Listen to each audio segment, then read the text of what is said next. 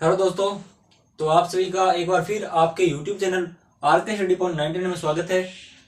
तो आज हम कक्षा 12 राजनीतिक विज्ञान के अंदर जो पहला अध्याय है शीत युद्ध वाला, उसके अंदर जो महत्वपूर्ण प्रश्न जो है, जो छोटे प्रश्न बनते हैं और जो बड़े प्रश्न है, वो दोनों ही मैं आपके लिए आज लेकर आया हूँ। उत्तर के साथ मैं आपके लिए लेकर आया हूँ, जैसे कि आपने थंबनेल में देख लिया होगा।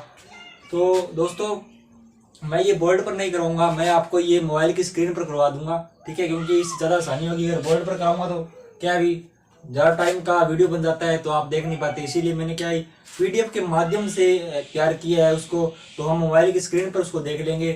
तो चलते हैं अपनी मोबाइल की स्क्रीन पर। उससे पहले अगर आपने हमारे यूट्यूब चैनल आर के स्टडी पॉइंट 99 को अभी तक सब्सक्राइब नहीं किया है तो सब्सक्राइब कर लीजिए और बेल आइकन को प्रेस करना ना भूलें। तो चलते हैं अपनी मोबाइल की स्क्रीन पर। जैसे कि आप देख रहे हो, हम अपनी मोबाइल की स्क्रीन पर आ चुके हैं।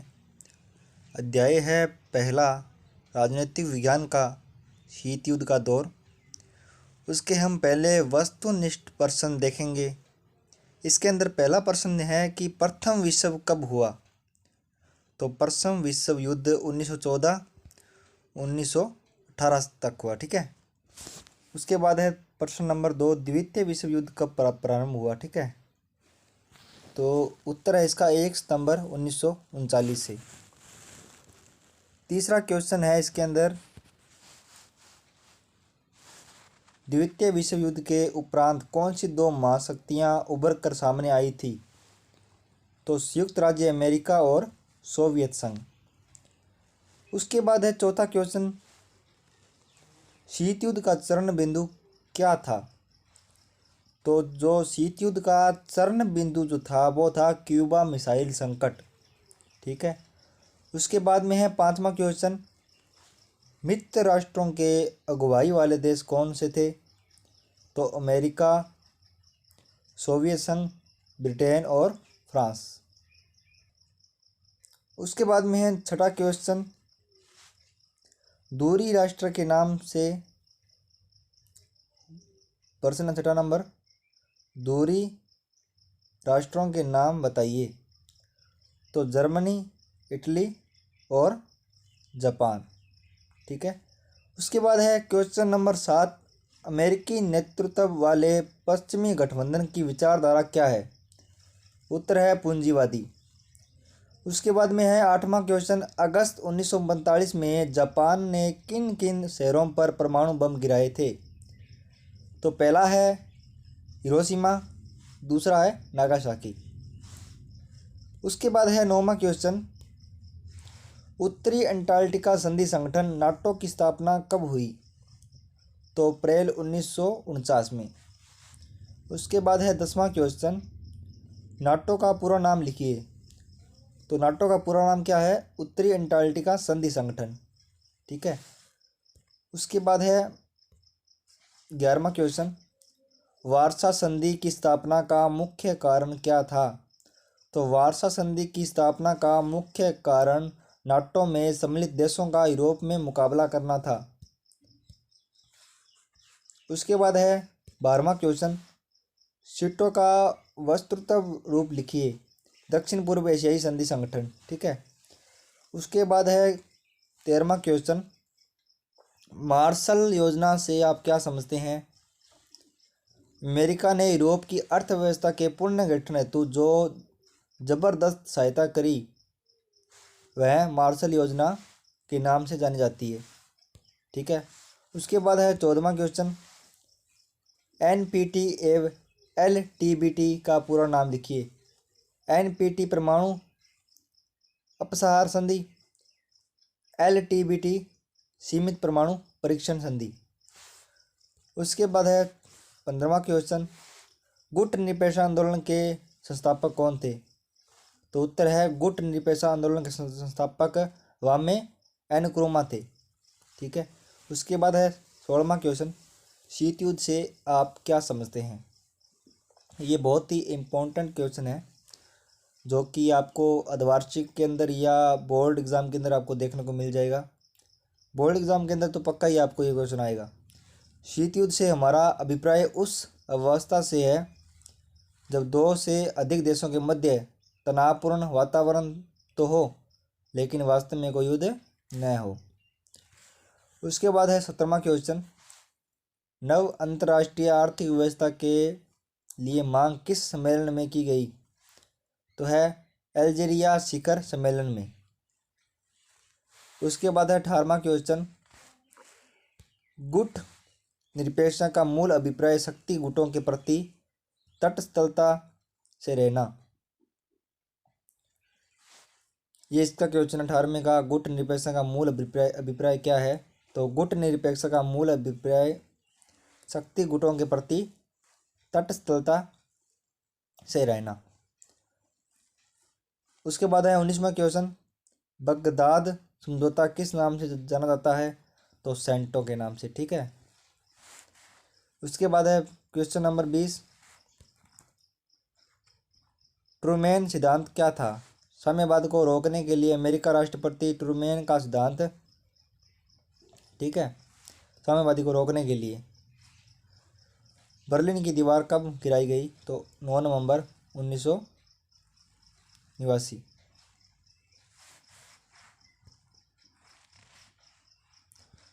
उसके बाद आती है बात 22वें प्रश्न की, अल्प विकसित देश किन्हें कहा गया था? ठीक है, तो गुट निरपेक्ष आंदोलन में शामिल अधिकांश देशों को अल्प विकसित देश कहा गया था।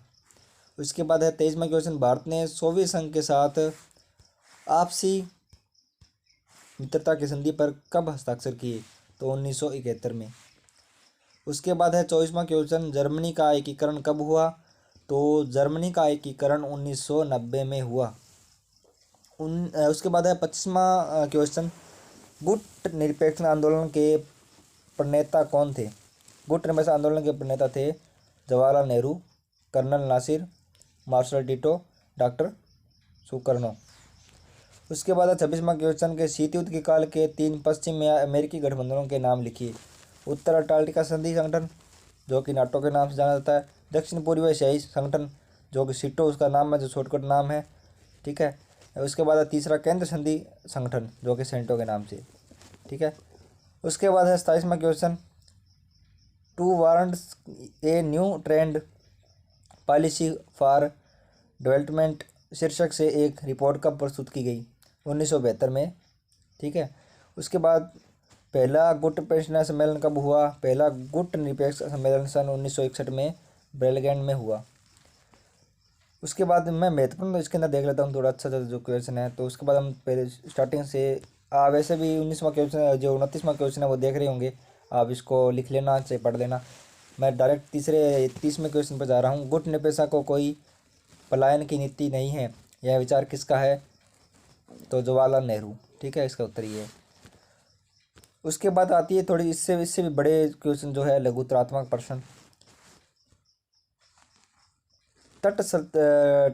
तटस्थलता से क्या आशय है? ये क्वेश्चन है जो 31वां क्वेश्चन है, तटस्थलता से क्या आशय है?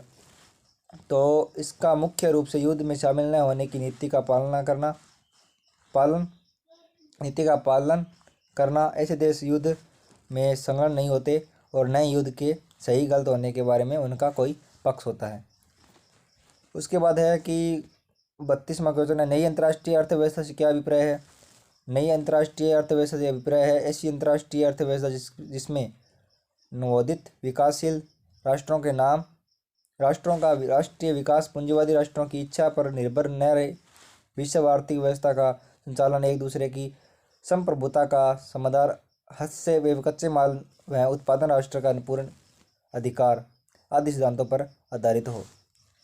उसके बाद है 33वां क्वेश्चन, अपरोध का तर्क क्या है?